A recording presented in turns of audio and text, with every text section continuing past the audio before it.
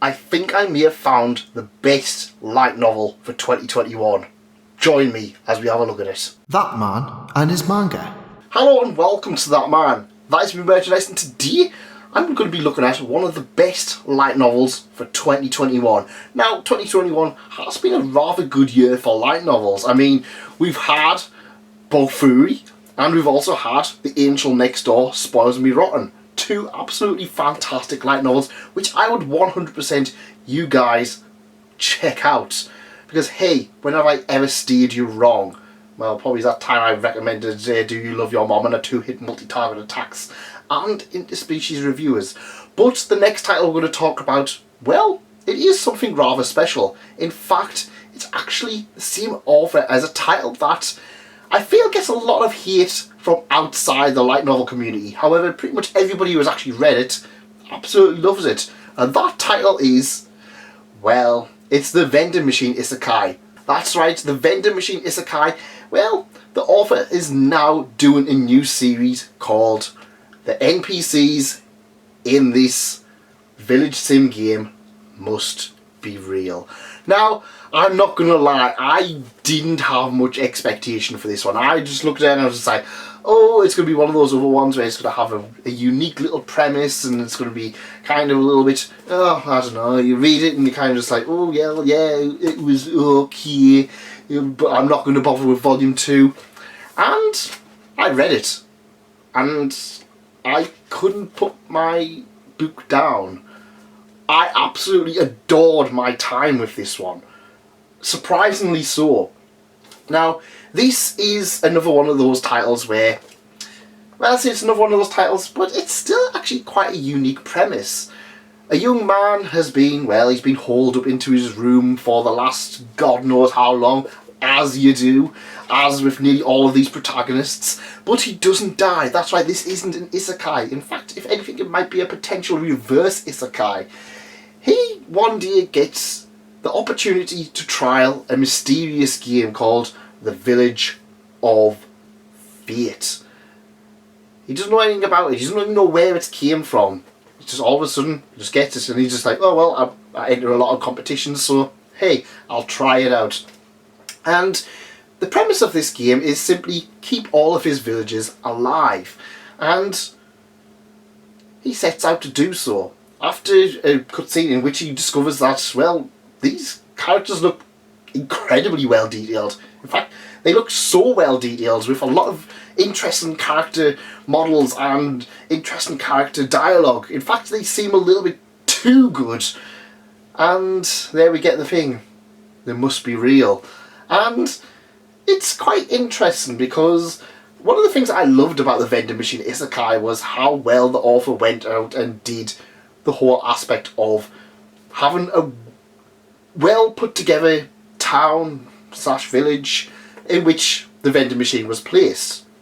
We got to learn all about the different people who lived in this town and their day-to-day jobs, which hasn't really been seen in many other light novel titles. The only one I can kind of otherwise think of is Ascendance of a Bookworm, which obviously has a lot more volumes to build things up, but that also has a huge village in which everything is well thought out and well planned ahead. But yeah, I really like that. So I was really happy when we kind of got that again with Village Sim Game Must Be Real. I don't know how to just shorten that, but yeah, it's one of those things that I was really impressed by it. I mean, there's only 5 villages. We've got obviously the swordsman, we've got his younger sister who absolutely loves him, but she's also like a church cleric kind of priestess girl, and then we get the other man who is a shop owner, but he's going to be kind of weak, and yeah, his wife and his adorable little, I don't know why we're going like this, his adorable little daughter who's just sunshines and happiness. And the main character has to control them in this PC game, and I thought that was quite interesting. I mean, I haven't really seen many kind of series that actually focus on that. I mean, I've been playing a game recently called Kingdoms and Castles, I think it was called, which you do obviously build a little village and you build a kingdom, and obviously you've played Age of Empires and stuff like that over the years, or Civilization over the years, where you just kind of build things and then, you know, you take those things and you go on and try to keep everybody happy, but you don't really have that connection to your little villages. All your little villages were just like little sprites and just like, ooh, and oh, fancy a bit of nookie. That's Beasts and Pumpkins, a game that nobody has probably heard of on this channel. Go check it out, it's abandonware. But yeah, you don't really see that level of detail in all the little small characters, but in this one, you do.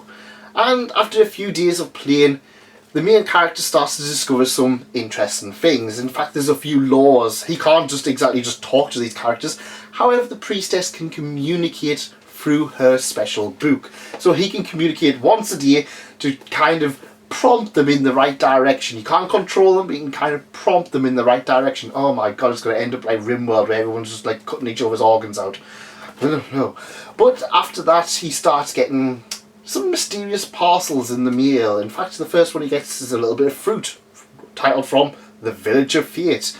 And he gets a log, and he gets some interesting little things here and there, meat, and I thought it was interesting. So obviously there's going to be a way to communicate back and forth, and it's going to be, oh, they're going to send all these little prizes and things across as offerings, and I like that. But as well as the well thought out world that is being built up as he tries to save his village, he also has a few home problems. Of course, he's one of these neats where he stays at home and he can't do anything, and everybody else is kind of like, oh well, he's useless and stuff like that. But he's got a family at home, and what I loved about this is that instead of just kind of having him hole up in his room and just be like in there and just focusing on the game, we do get a lot of major character development for the main character. He builds bridges and mends relationships with his family. He forges new relationships. One of the earliest things he discovers is that he can get holy points he can use to spend on specific things. For example, he gets a healer to come to heal some poison, or he realises that he's got to spend a little bit more. He wants to buy a golem to try to watch over the villages. He realises in order to get them, he also has to have faith points in which the villagers kind of just praise him. Praise be, you know, the usual stuff. Or he can buy them, because of course this has inbuilt microtransactions, because all games do. And he's just like, well, okay, I'm going to have to get a job, and he builds bridges with his dad, and his dad finds him a job, and all the people at his work are all incredibly likeable, and they seem to serve a purpose. In fact, it looks like one of the other characters, one of his co-workers, is also playing a mysterious game. Now, the mysterious game that the main character is playing, he's got to keep his villagers alive, because if they die, well, that's game over. And considering these characters are well built, and you care about these more than you probably care about the entire cast of a popular shonen title, I'm kind of nervous. I really was nervous to see if these characters are going to survive. It was a few times I was just like, yeah, I'm really kind of excited to see where this one goes. But one of his co-workers is also playing a mysterious game, and that mysterious game is, it's a PvP game. And he's just kind of like, he said, he doesn't say too much, he's like, it's a mysterious game. And I was just like, oh yeah, so the people trying to kill the main characters ones is obviously going to be this guy. But yeah, I'm going to be interested how it works out, because yeah, it's there's just so much good stuff about this volume. I just can't help sing its praises.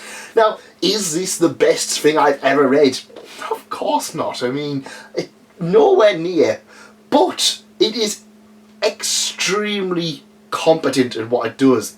It is easily one of the best series I've read this year, and I'm so excited to read more. Apparently there's a manga out, and apparently the manga actually is worth picking up as well. A lot of people, when I mentioned this on Reddit the other day, people would say, I read the manga was really good. I was just like, I might check out the light novel. I was like, oh, brilliant, I might check out the manga. Maybe I'll do a comparison on them someday, because I'm going to want to talk about this quite a lot. And, you know, it's one of those things where I just looked online and I saw nobody talking about it, and I'm really want you guys to check it out. If you guys do, let me know, because I mean, Fury is fantastic. Angel Next Door is fantastic.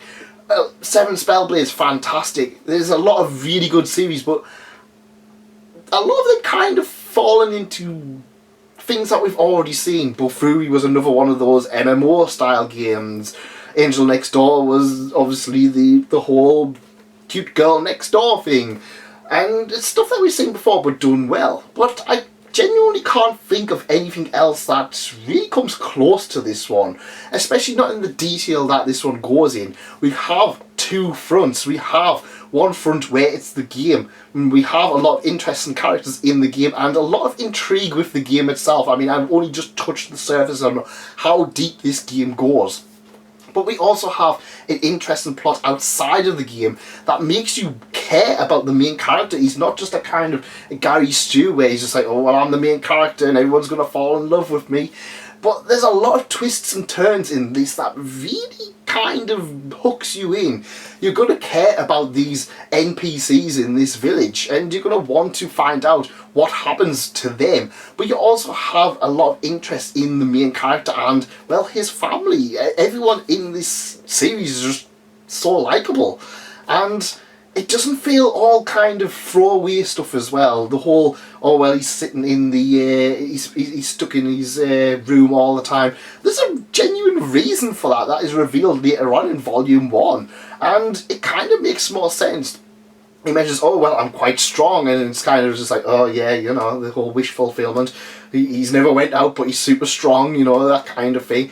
And it's just, but then you kind of, as you go on, you kind of discover why he potentially has kept up his strength and stuff like that. And I really like that. I really like that aspect of the fact that they're explaining why he is this way, why his family are this way, and how, while he kind of feels that he's alone in the world, he really isn't, because family are forgiving and family are there to support, and if he just reaches out or if he just makes an effort, they are going to support him. And I really like that. I really like that aspect of it.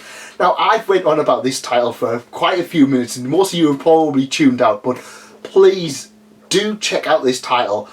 If you're going to check out one title this year, I recommend it. Check this one out.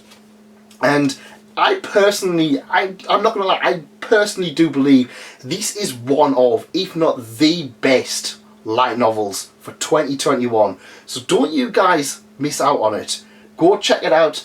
Seven Seas have it on physical. I think it's been out for a few months now digitally on Bookwalker or what have you. So you've got no excuse not to check it out.